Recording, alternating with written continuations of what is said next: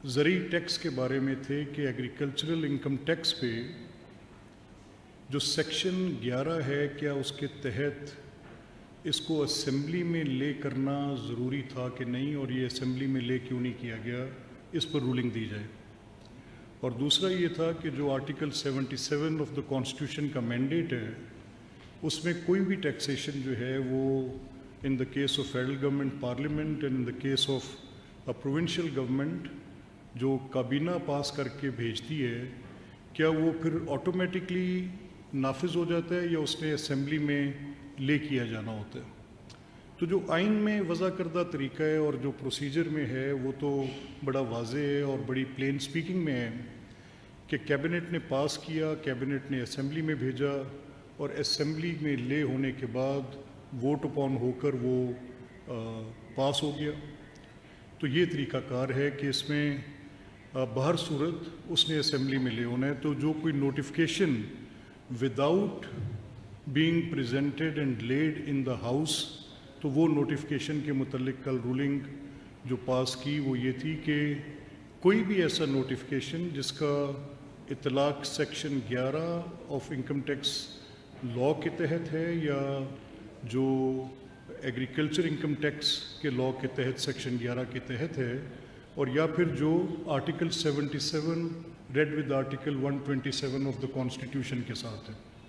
तो इसमें दो बुनियादी बातें तय की हैं इस रूलिंग के साथ। नंबर 1 कि किसी किस्म की भी कोई टैक्सेशन वो असेंबली में आनी एक लाजमी अमर है, उसका असेंबली में ले किया जाना एक लाजमी अमर है।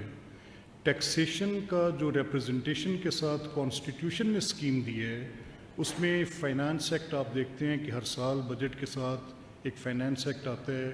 उसमें टैक्सेशन चाहे किसी मद की भी हो, चाहे वो इनकम टैक्स पे हो, चाहे वो इन एनी अदर उसके किसी और सिलसिले में जो भी टैक्सेशन है, तो वो आप देखते हैं हम असेंबली में ले करते हैं। जब हमारा बजट आता है उसके साथ उसको अप्रूव किया जाता है, उस पर फॉर एंड अगेंस्ट वोट्स आते हैं और ऑब्वियसली जो मेजॉरिटी और गवर्नमेंट का मैंडेट होता है उसके मुताबिक वो पास भी हो जाता है।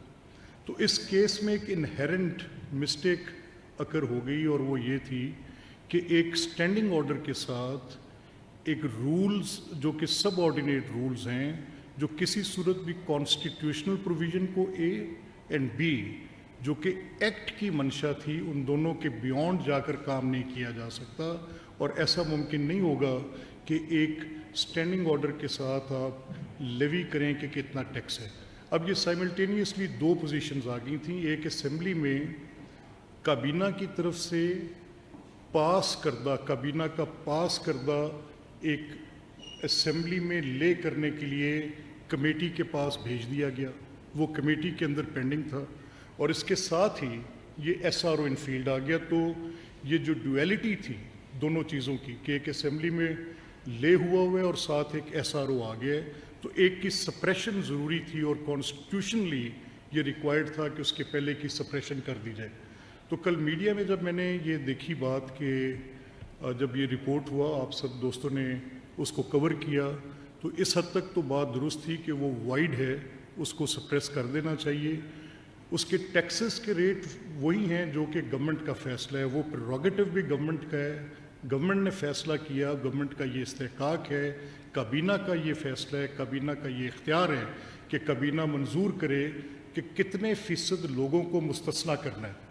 तो काबीना ने ये फ़ैसला किया कि बिल्कुल गरीब आदमी पर बोझ नहीं डलना चाहिए, किसान पर बोझ किसी सूरत नहीं डलना चाहिए और 90% लोगों को इस टैक्स में से 90% से ज़ायद लोगों को मुस्तस्ना करार दे दिए।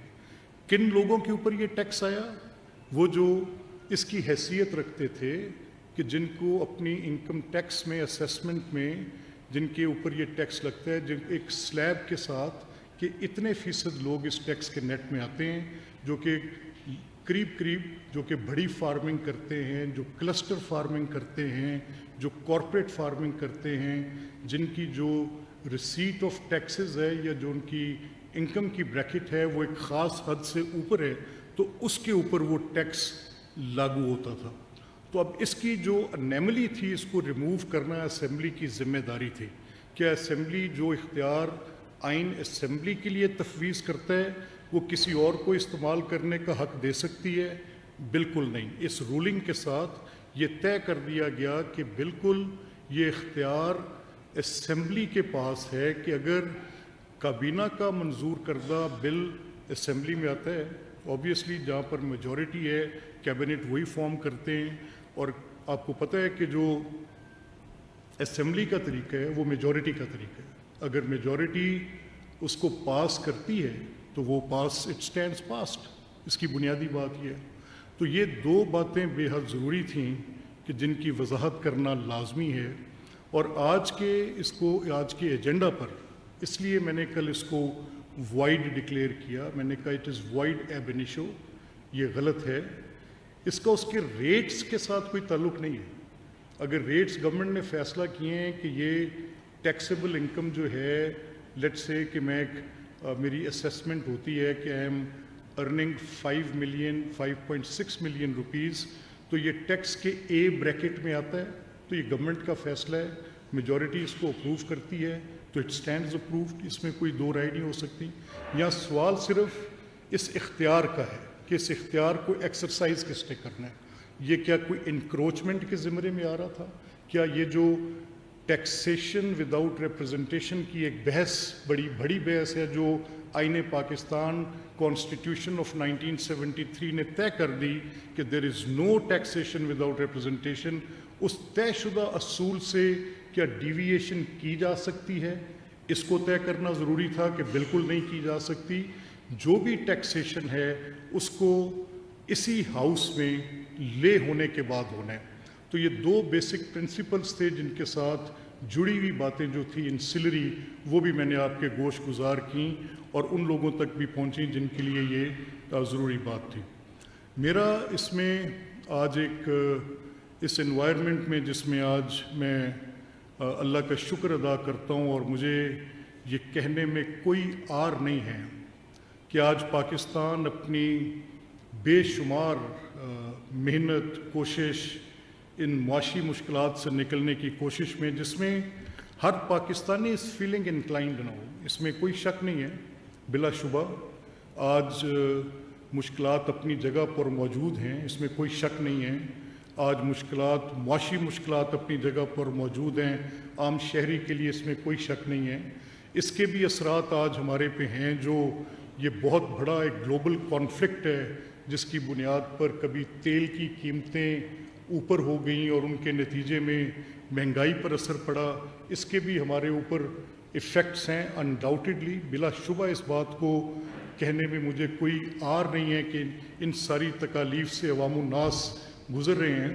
لیکن ان سب چیزوں سے نبرد آزما ہونے کے لیے جو بڑے کام حکومت کر رہی ہے، اس میں انٹرنیشنل دنیا کے وہ ادارے جن کے ساتھ آپ کی جو financial position and consolidation of right financial position ہے، اس کو ملحوظ خاطر رکھنا بھی بہت ضروری ہے.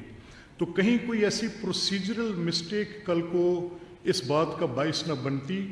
اس بنیاد پر بھی اس انیملی کو دور کرنا بے حد لازم تھا اور اسمبلی کا یہ ضروری اقدام تھا. تو اس میں یہ پوزیشن کوئی کنفرنٹیشنل پوزیشن بالکل نہیں ہے.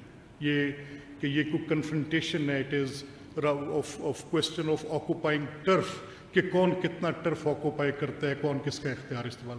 وہ ساری باتیں آئین پاکستان طے کر چکے.